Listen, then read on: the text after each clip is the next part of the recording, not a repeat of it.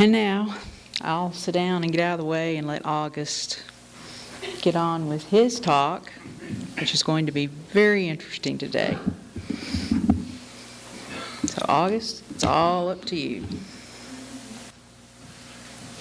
Because I spent 6 months doing the same thing you just did, I feel like I can say you've got to talk. Oh, yes, I'll correct you up. I knew I was forgetting something, and I remembered it wasn't. Well, while we're doing offertory, maybe we can sing Sean's favorite song, if we can find it. Danny Boy. And we can interchange instead of Danny, Shawnee Boy. Like we weren't crying before. Now you might really cry if I can find it. I don't even know if I can find it. Does Kate, you know if I find it? Is it under the title of The first one,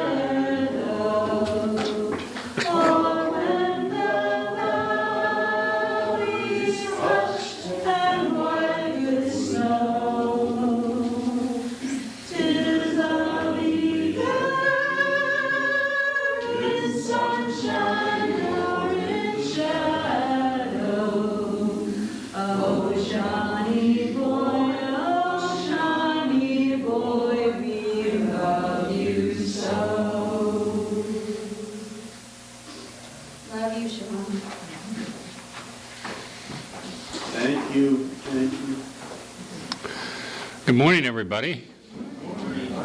Good to see you all here on this cold winter morning. The title of my talk this morning is Openings and Closings.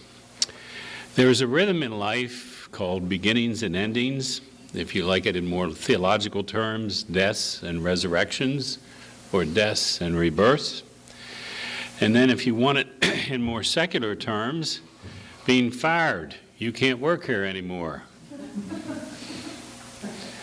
Or the other positive rejoinder, you're hired, welcome.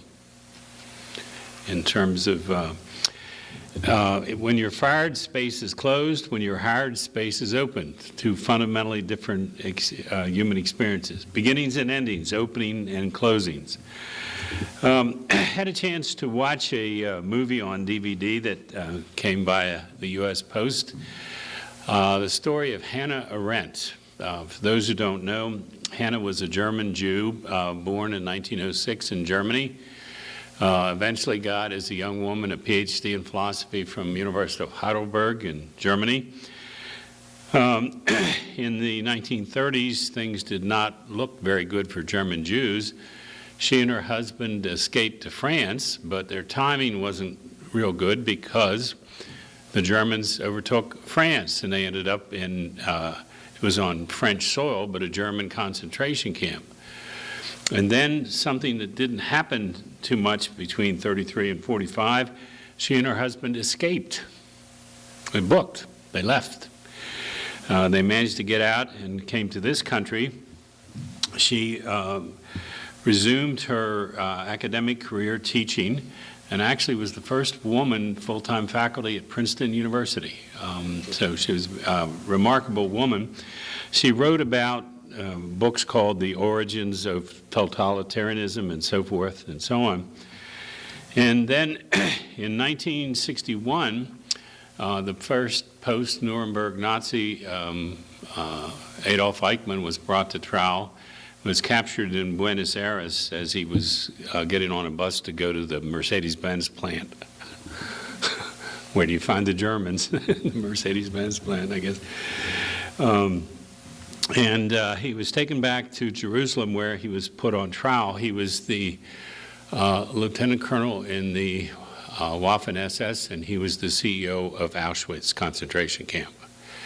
And he was put on trial. He didn't like the venue, Jerusalem, a Jewish court. And she went to Jerusalem, originally funded by the New Yorker magazine, her book, which is now out, Eichmann in Jerusalem, subtitled A Report on the Banality of Evil.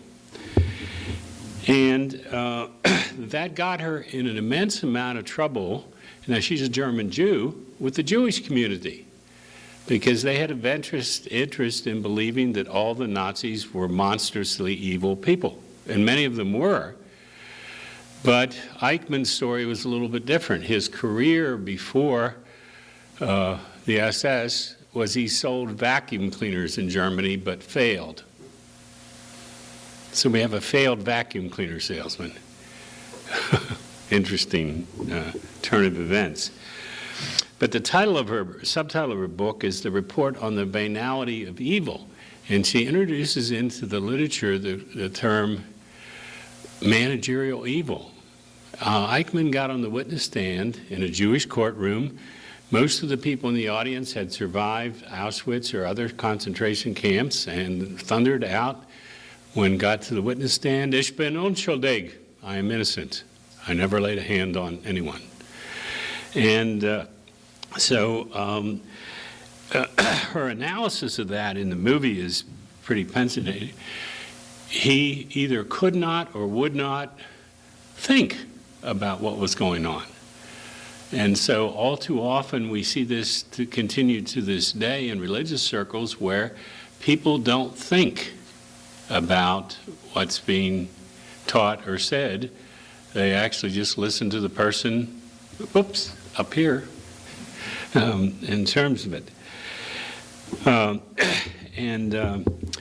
I was rereading sections of it, and all this came out in the trial, and at one point the SS was trying to get all their dissidents out of Hungary.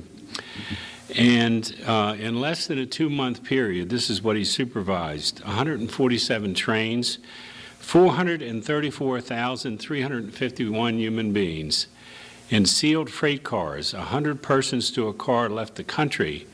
And he did it so well that they had to shut the gas chambers down at Auschwitz.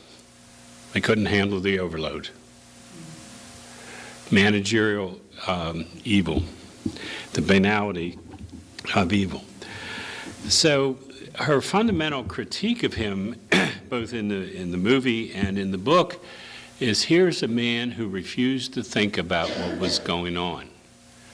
So the first message I have for you all, whatever you do, don't stop thinking.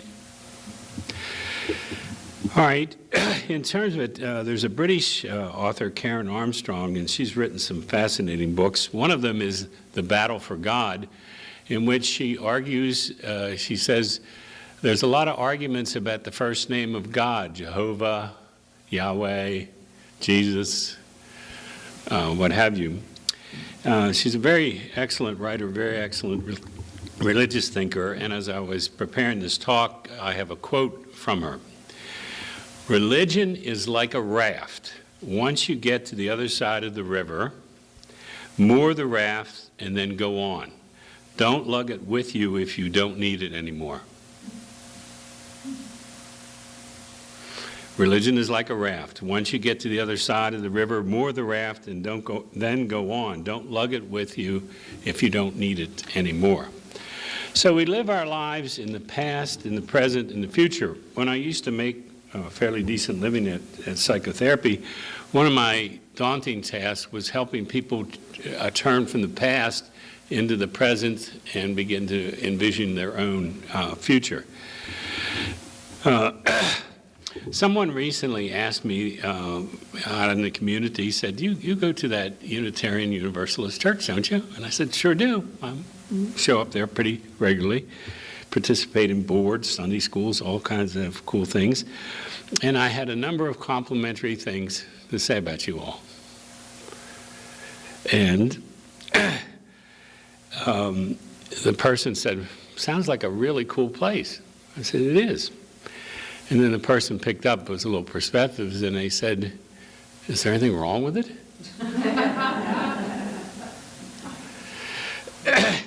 And I said, sometimes when I listen to other folks appear in the podium, they spend too much time looking at the past, looking in the rearview mirror, looking in the past, saying, what about, this is it. Well, I'd like to tell you about my childhood. It was 20 years long. It had some ups and downs, and it's over. Do I have any questions? Let's move on, okay?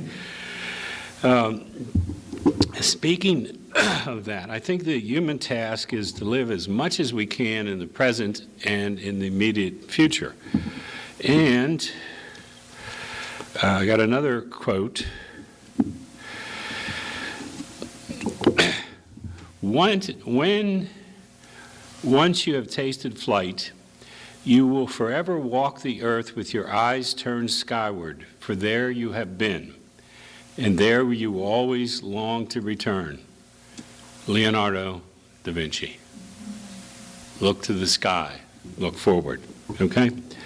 Live fully in the present. Devote time and attention to your immediate future. Another interesting author, Mary Oliver, talks about this, says, tell me what you plan to do with your wild and precious life. I love that phrase. Tell me what you plan to do with your wild and precious life. A ship is safe in port, but that's not what ships are for.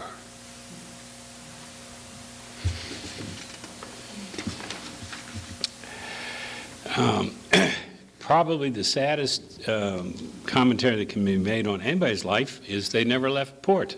They never set sail on the ship. So the image that I want you to think about this morning is life is a journey, and the task is to believe in yourself. And another quote, and I ran across this, but do not know or have not been able yet to find out who the author is. A bird sitting on a tree is never afraid of the branch breaking, because the trust is not on the branch, but in her own wings.